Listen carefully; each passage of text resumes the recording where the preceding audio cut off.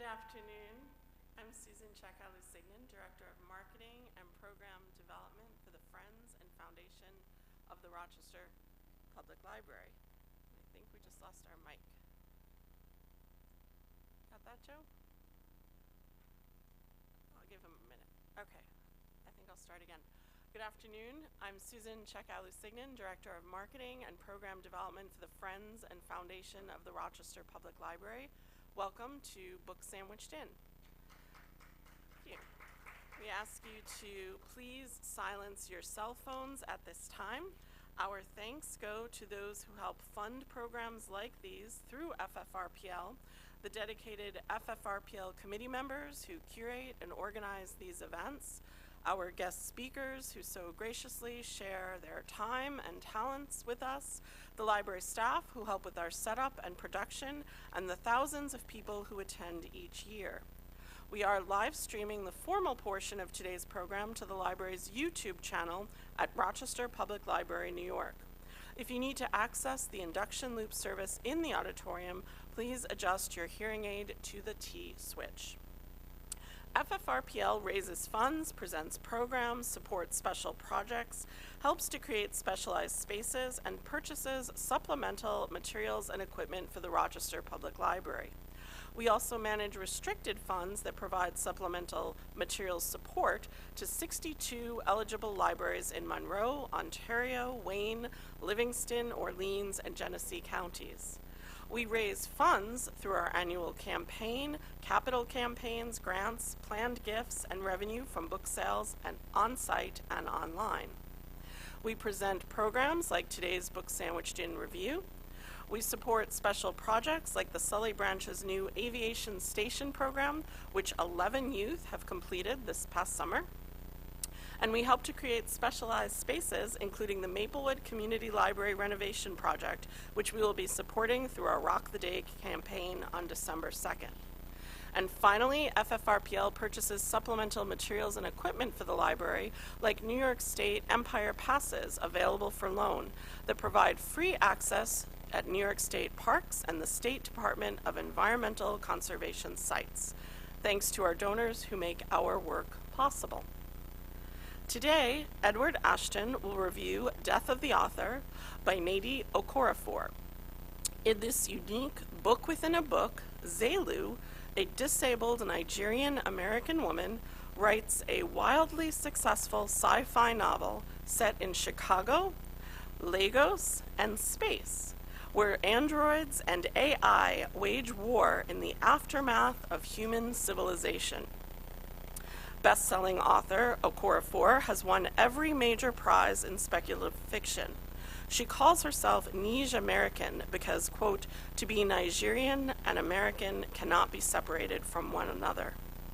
In a 2017 talk given at the University of Texas, Dr. Okorafor explained that, quote, too many times Africa as a whole is portrayed as a place of the past, especially in science fiction, if it is even mentioned at all. I wanted to see Africa in the future, from the perspective of people who were in Africa for once. Science fiction is a way for some of us who live on borders and fringes to explore identity and the fluidity of culture and movement and speculate about their significance and effect on humanity in the future. Our reviewer today is Edward Ashton. He is the author of 7 novels, including Mickey 7, the basis for Bong Joon-ho's Mickey 17, and After the Fall, a book which is forthcoming from St. Martin's Press in February of 2026. Please join me in welcoming Edward Ashton to our podium.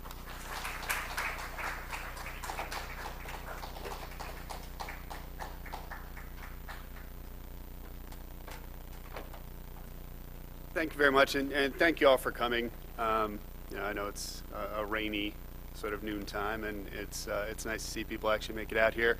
So as I said, we're here to talk about Nnedi Okorafor's Death of an Author. So I give it 4 stars. Good job, Nnedi. Do we have any questions? No, I'm kidding. Came all the way out here. We can do better than that. So Nnedi Okorafor is one of the most prolific writers of speculative fiction active in the world today. She's been doing this for more than 2 decades. She is also one of the most versatile writers that I've ever encountered. She has done everything from children's books, young adolescent books, through adult novels. She works in fantasy. She works in science fiction. She's done comic books. She's done screenwriting. And she has won every major award that there is to win in science fiction across all of those different areas. And I cannot express to you how difficult that is to do. Even to master one of those spaces is an incredible task, and to have done it across so many different subgenres within this sort of space of speculative fiction it's truly an astonishing feat. So this is somebody I deeply admire. This is somebody I've followed for a really long time, and I feel really privileged to have the opportunity to get up here and speak a little bit about this book. So what is this book? This book is probably, of all the work that she's done, her most personal book, the one that she's put the most of herself into.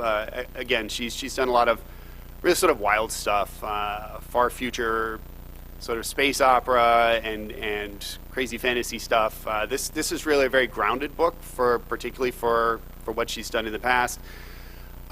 It really touches very personally on some experiences that she has had, and I'll talk about this in a little more detail later, but the protagonist of this book is a disabled Nigerian, daughter of Nigerian immigrants who grew up in Chicago and is a writer, and that's all the things that Nnedi Okorafor is. Really fits her bio to a T. It's about the experience, among other things, of being a Nigerian American and of existing as a disabled person in this world, as existing as a woman in this world. All things which, if you look at me right now, you will probably perceive I know nothing about. So you might be asking yourself, as I was asking myself, why in the world did they ask this guy to come and review this book? And I was holding that thought in my head right through the first 8 or 10 chapters of the book, until I got to the part where the protagonist, who is an unknown writer, writes a weird, quirky little science fiction book and is immediately showered with fame and a massive movie deal. And I said, oh, okay, I see what you did there. I see what you did there. I see where we're going with this. Okay, I can work with this. So I think maybe I do have a little bit of insight into what the protagonist of this book is going through. So we can talk about that a little more. I wanted to structure this a little as a little bit of a beef that I had at the beginning, and there's a little bit of a beef at the end, but I really did love this book, so all the middle part of this is going to be all the things that I love about it. But I did want to get one small beef out of the way, and that relates specifically to realism. Realism is something that we have to dance around a little bit in speculative fiction, because obviously we're writing about things that are not real in large part, and that's certainly part of this book. But there's a difference between something that is not real and something that can't be real. And this is, I teach a course in writing science fiction occasionally, and this is an example that I use in that. This is a story that was published by a lady named Marie Viver, a very nice person, by the way, great writer of fantasy. Decided to dip her toes into science fiction, and I don't know if that was the best move, to be totally honest. This story focuses around, really the heart of the story has to do with orbital mechanics, the way that things sort of operate when they're orbiting around the moon or around the Earth. And it becomes really clear about 2 minutes into the story that Marie Viver actually does not know anything at all about orbital mechanics and how it works. And there's stuff in there that it's just, no, that's not how this works. That's not how any of this works. There's a little bit of that in this book as well. And specifically, when I did get to that point in chapter, I believe it was chapter 10, where the protagonist, who, again, a completely unknown writer, has never published anything, decides to write this very quirky little science fiction book and hands it into her agent, and a week later has a $3 million publication contract. $3 million publication contracts are not a thing that happens in science fiction. You may get that in some other areas of literature, but that's just not a thing that occurs.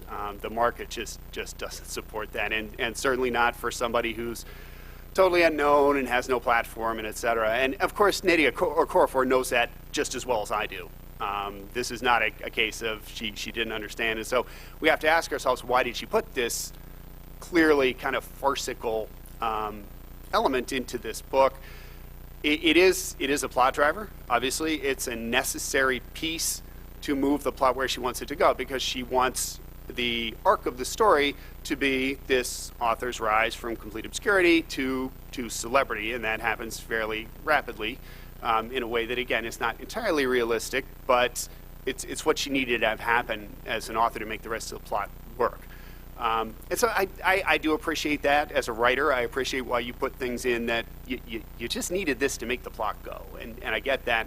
But I still, that's of the entire book, this is one of the few things that actually rubbed me a little bit the wrong way, just a tiny bit. And that, again, just because I'm in this space myself, that may be a little bit inside baseball for me. Just like the fact that I actually, I worked with orbital mechanics in the early part of my career, so I know how that works. And so the thing about Marie Weber probably wouldn't have bothered 98% of readers either, just because I happen to know that stuff. So what is this book, and how does it fit in the broader world of literature? One of the things that this book is a book about writing a book, and that's something that, again, it's a little bit of inside baseball for authors, but it is something that we see crop up pretty frequently. And so I would put this book in that sense in the same general category as Jason Mott's Hell of a Book, which obviously was really famous, was the book All Rochester Reads, I think, last year or the year before. Or Erasure by Percival Everett. This is a basis for the recent movie American Fiction. Both of those are books about the experience of writing a book and sort of things that happen to authors and how that affects your life. And that's the general arc, the sort of superficial arc of this story, is exactly that. Zelu, the protagonist, begins as an unknown author, again, sort of has this miraculous event occur where her book is picked up and she's showered with sudden fame and fortune, and she becomes a celebrity and then experiences some of the things that celebrities have to deal with and experience. Again, that's some of the same sort of things that we see in books like this. But beyond that, this is also a book within a book. For instance, in Hell of a Book, we don't actually get to read the hell of a book. We get hints about what it's about. There's little excerpts from it. In this book, the entire book that she wrote, that Zelu writes, is included as chapters in the book Death of the Author. So we get to actually read the book that she wrote. That honestly was not my favorite part of the book. I think Nnedi Okorafor is a much stronger writer than Zelu is in this book, and the chapters that were her chapters, I thought, were much stronger than the chapters that were written by Zelu and the book inserted. But I think that's true for most books that fall into this category. So the play within a play in Hamlet is not as good as Hamlet is. There's a short novella and several short stories included in The World According to Garp, John Irving's sort of classic, which are not nearly as good as The World According to Garp. I think that's kind of the nature of the beast when you're sort of inserting your protagonist's book into your book. You don't want your protagonist to be a better writer than you do, right? Nobody wants that. You're shown up by your own creation. So I think that's sort of the nature of the beast and what we have to expect with that. Now, Nnedi Okorafor does take this to the next level, which I don't think I have seen in other examples, which is she has a book within the book, which is within the book. So it's sort of turtles all the way down with this. So the protagonist of the book that she writes also is an author and also writes a book. And we get to read not the entirety, but bits and pieces of that book as well. So that's a level of abstraction that I don't think I've seen other authors go to, but it was fun, and I think in some ways that was actually the strongest part of the book, which was really interesting to me. In terms of, again, how this is a very personal book, I think, for Nnedi Okorafor, having not spoken to her about it, so I guess I shouldn't presume what she was thinking in doing this. There's a concept in the literary world of the Mary Sue, right? This is where an author sort of inserts themselves into a book, and this can be done well, and this can be done poorly. Sometimes it's pretty clear that authors are just sort of wish casting. They take a character that clearly is an abstraction of themselves, and that becomes the hero who saves the day and solves all the problems. Some people have accused George R. R. Martin of doing that, for instance, with one of his characters in Game of Thrones. I've had people occasionally accuse me of doing that with some of my characters. I don't think I do. I really hope I'm not like most of the characters in my book. If I have a really deluded self-concept if I am, so I hope that that's not the case. But again, it's pretty clear that Zelu is in many ways a stand-in for Nnedi Okorafor. Again, their biographies line up far too closely for that not to be true, and she's not really being subtle about it. So, to a certain extent, I feel that this book is, I don't want to use the term wish casting, but I think she wants to tell us what it's like to be her. She has she's had a really unusual life. She's had a really unusual experience. She was, she grew up in Chicago. She was actually a nationally acclaimed athlete as a high school student. She was a star in tennis and in track. And then she became paralyzed at the age of 19. She became disabled and had that all taken away from her. And that was one of the things that launched her into a writing career. When she was in the hospital trying to recover the ability to use her legs, she first began writing stories in the margins of a science fiction book that she had been reading at that time. That's where she got her start as a writer. And so she wanted to tell us about that. I think which is, honestly, if I had an experience like that, I'd want to tell the world about it too. That's a really, that's one of the reasons that we read, is to learn how other people see the world, how other people experience the world, and particularly people who have experienced really extreme things, people who have experienced really crazy things. I think there's a lot of value to us in having those experiences shared with us, and that's something that she does here. In addition, she's sharing her experience as the child of Nigerian immigrants and how it feels to be someone who has their feet a little bit in two worlds. In the world of America, she is an American, she's an American citizen, but at the same time, she's also a citizen of Nigeria, and she spent a lot of time there as well. And the contrast between those two worlds, I think, is another thing that she really wanted to bring to the fore here. And I thought some of those chapters were one of the most powerful parts of the book. So again, I was trying to look at this both as a writer and as a reader. And as a writer, trying to imagine for myself how Nnedi Okorafor structured this book. I sort of imagined it as a set of concentric shells with a sort of a superficial layer and then layers beneath that of the story that she really wanted to tell. And the superficial arc of this story, I refer to this as Zelu the storyteller. Zelu is our protagonist, and the driving arc of the book is her journey from being basically a failed artist. At the beginning of the book, she was a creative writing adjunct professor at a school in Chicago, and she gets fired from that by not having any patience with her extremely obnoxious students, which I'm guessing is, again, something that Nnedi Okorafor has direct experience with, having, I've been through a lot of creative writing sessions and classes at various universities, and there's a lot of these students are a lot. They really are. So that's another point where I really identified with what she was saying and sympathized with a lot of what she was saying, but she sort of loses her temper with some of these students and winds up getting fired. She hasn't been able to get her novel published. She gets kicked out of her apartment. She has to move in with her parents. And then the arc from there to, writing this book and having it suddenly fame and fortune showered on her, and then becoming a celebrity, and the downsides of being a celebrity.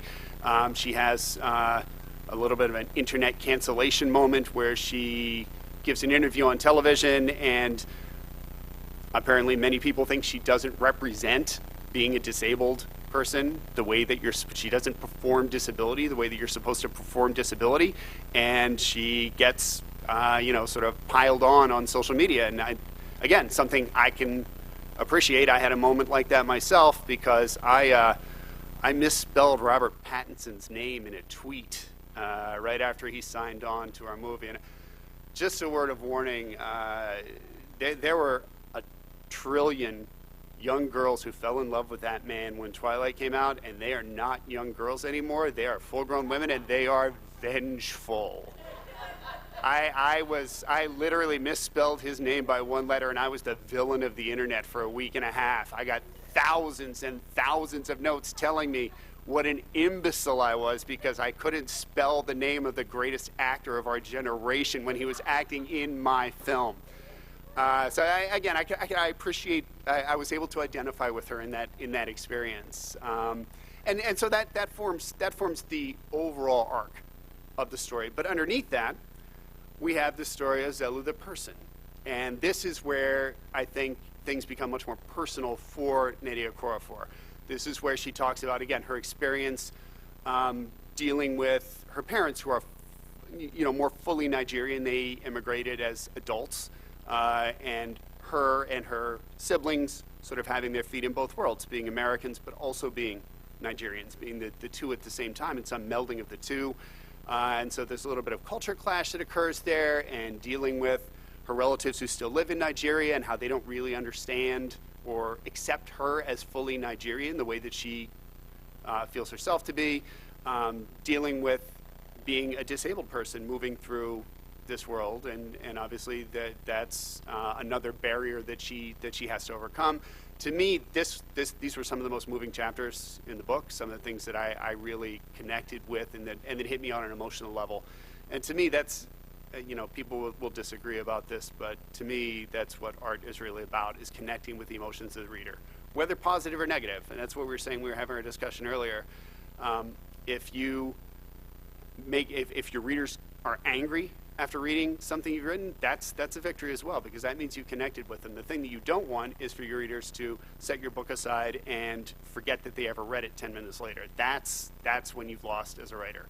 And so that's another point that I think Nnedi Okorafor really succeeds with this book. Now inside that, because again, we have a book inside a book, we have the story of Ankara, who is the protagonist of the book that Zelu is writing.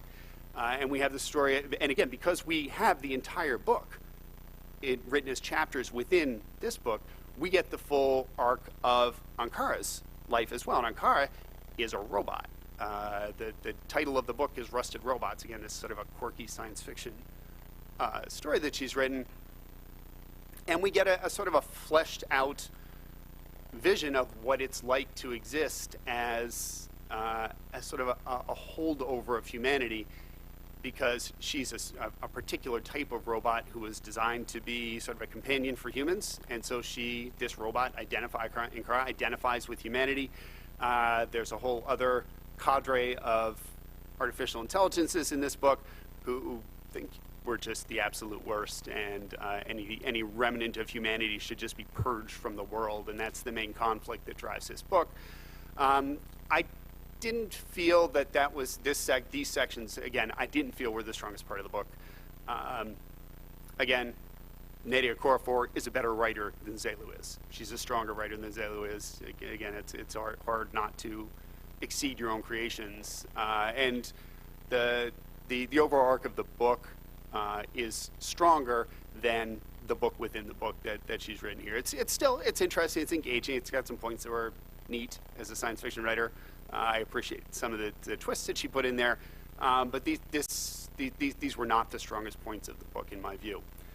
And then finally, at the very center of this book, the sort of the gooey core in the middle, is Ankara the storyteller, because again, the protagonist of Zelu's book is also an author, and also has a story to tell. And this is where Nnedi Okorafor reaches for profundity. This is where she stops being just a storyteller and starts telling us something about the world that we live in, and sort of some deep understandings of who we are as a species. I have made the argument in many different forums that the thing that separates us, we try to say, why is this world covered with giant hairless plains apes and not elephants. Elephants, they're smart too. They're very intelligent, got big brains, a lot stronger than we are. They got trunks that can move things around. They've got 2 giant spears sticking out of their face. You would think they would have come out on top in this whole thing. It's not because we're smarter. It's not because of our thumbs. Koalas have 2 thumbs. If it was thumbs, the world would be covered with koalas. It's that we are storytellers. That is the thing that separates us from all the other creatures on this planet. The reason that we cover every habitable part of this planet from pole to pole is because we are storytellers, and storytelling is what allows us to work together. It's what allows us to cooperate. It's what allows us to come together, not just in a family clan, not just 10 of us or 100 of us, but thousands, millions of us working together. We're, as individual animals, kind of lousy at being animals, to be totally honest with you. You drop any one of us in the middle of a forest naked and we'll be dead in a few days. But when you put 100,000 of us together and all get us rowing in the same direction, we can do absolutely astonishing things. And it's storytelling that allows us to do that. We tell a story of this is where we want to go, and that's what gets everyone together and gets everyone behind that goal and gets us moving forward. And that's one of the points that Nnedi Okorafor is trying to make here, and I am 100% on board for it. And the sections, and unfortunately for me, this only really comes at the very end of the book. But this is a part that really sort of brought tears to my eyes, and I really felt like she sort of touched the stars in that particular part of the book. Now, I did say that I would have a little beef at the beginning, I have a little beef at the end. My little beef at the end has a very minor spoiler in it, so if that's going to offend you, maybe like plug your ears right now. I don't know if anybody remembers this book. John dies at the end. This is not in any way a similar book to Death of the Author, except in one way. John doesn't die at the end. I go through the entire book thinking, when's John going to die? He's got to die pretty soon. He never dies. John's fine at the end. You lied to me. Jason Pargin, you lied to me. I do not appreciate that. In the same way, I went through this entire book with a low level of anxiety of, oh man, Zelu's going to die. When's she going to die? Oh, this is it. She's going into space. She's definitely going to die.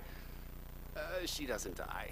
And so I feel, and like there's a reason. She gives an example why you understand at the end why she used the title she did.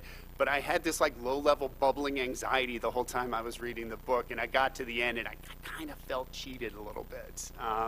I feel like I got a little ulcer in my stomach that I didn't need to get because I was worried about Zelu this entire time, and actually Zelu's fine. She's doing great at the end. That was my only 2 real, again, very minor beefs with this book. It is an absolutely profound piece of literature, and I highly, highly recommend that if you haven't read it, you really should, because it is as something that tells us about the specific experience that Nnedi Okorafor has had existing as a writer and as a person in this world, and tells us something about the world more in general, an insight into the way that we exist as humans in this world that I had not seen put in particularly this way before. So I said 4 stars. That was a lie. I'm giving it 5. Full 5. So I'm happy to take any questions if anybody has any.